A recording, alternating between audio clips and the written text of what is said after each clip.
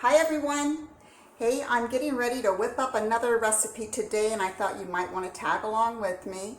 I am making some vegetable spring rolls. Some people call them egg rolls, but there's no egg in them, so I'm not calling them egg rolls. But let me show you what I'm putting in there. I've got it all chopped up here so I could show you what I'm doing. I've kind of chopped everything up about the same size. It'll cook much better if you do that. Here I have about a cup of chopped broccoli, about 3 cups of chopped cabbage, and this is the Napa cabbage, which I just love in these kind of Chinese spring roll recipes. A cup of red pepper, diced up small, and a half a cup of white onion, chopped up, and a half a cup of green onion, and about a cup of kale. And, you know, these are just what I'm using today. You can use whatever the heck you want to put in your own spring rolls. Seems like every time I make these, I add something a little bit different. I really like to put some diced mushrooms in there with a little bit of diced carrots, and that's really good too. Don't have either one of those, so we're just moving forward without them. So what I'm going to be doing is just kind of throwing all this in my cast iron skillet.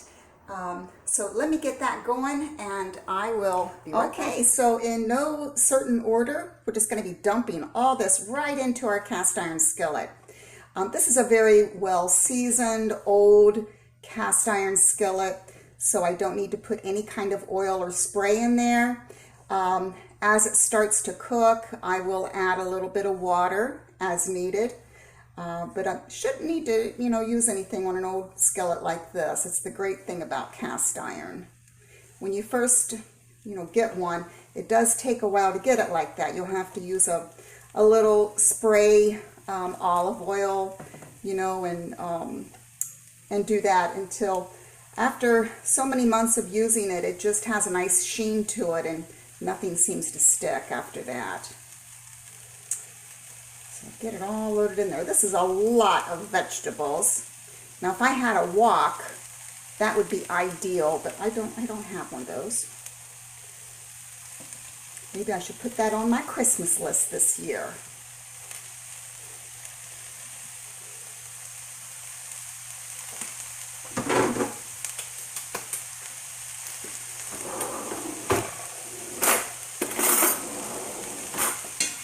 Going to give everything a good stir, get it all combined nicely there. This is on high just to get it going, and I'm going to put it on like a medium high while I'm cooking this, and I'm going to preheat my oven. Forgot to do that.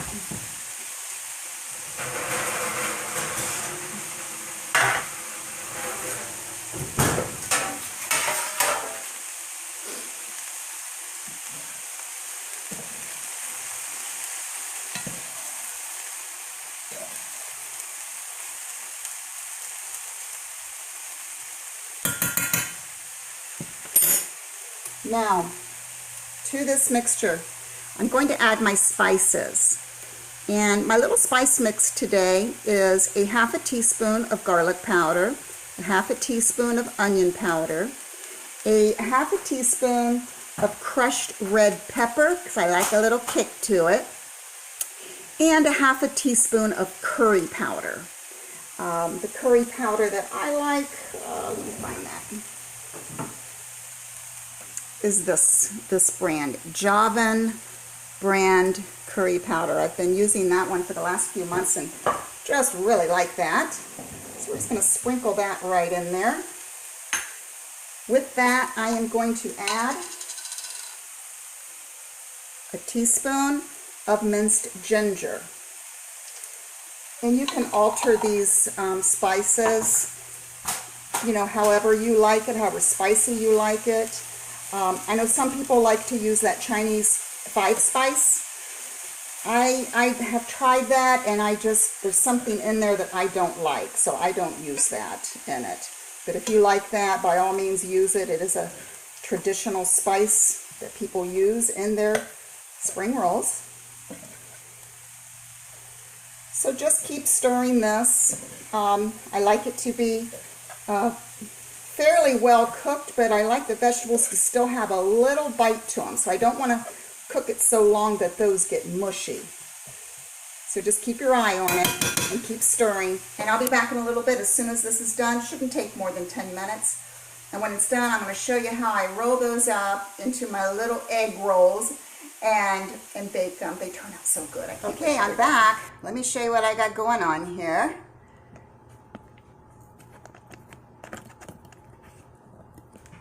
Okay, first of all, let me show you my my skillet full of goodness here.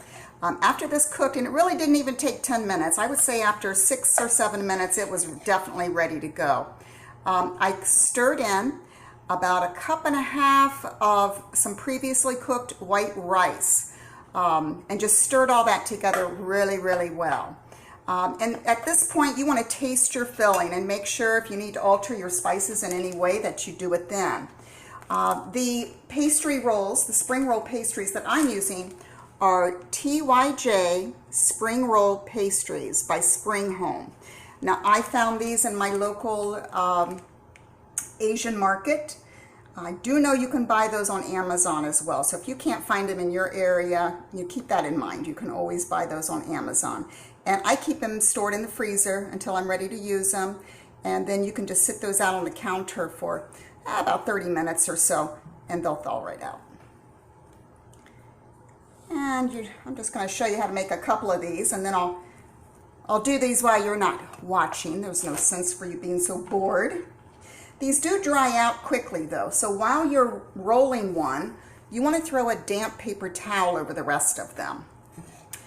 The real secret to this is not to overfill them. I am so guilty of that myself. I just like to get all that goodness in there. But you want to get them in there. Try your best not to overfill them. And you notice my wrapper is laying like a diamond shape. So you want to take the bottom point, fold it over, fold in those corners as neatly and as straight as possible, and continue rolling it up.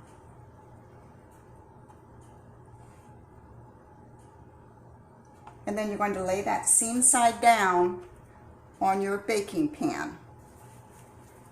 It's really so simple.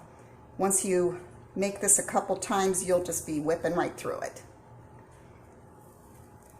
And I don't always put rice in with it. Sometimes I will just serve it with a side of rice, but this time I thought I would just put it right in there with it, and I think it's going to be really good. I like to dip these in a little sweet and sour sauce. So let me get these all finished up, and then I'll be right back. Okay, it's all done. They're all rolled up. Looks like we ended up with 16 of them. So I think it's 16. Oh no, 13. So my husband and I will probably eat all these up for dinner. And we like to just dip those, as I said, into a little sweet and sour sauce. And that's pretty much it. So let me get these in the oven. I have preheated it to 350 degrees. Shouldn't take more than 20 minutes or so. So I'll be back to show you the finished product.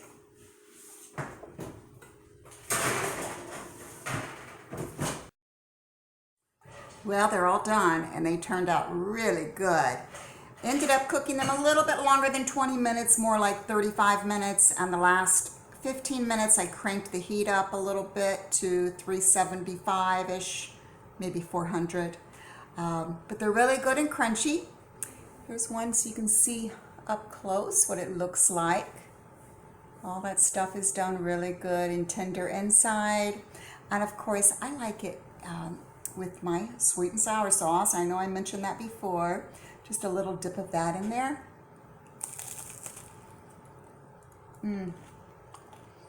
It's so good. See you guys later.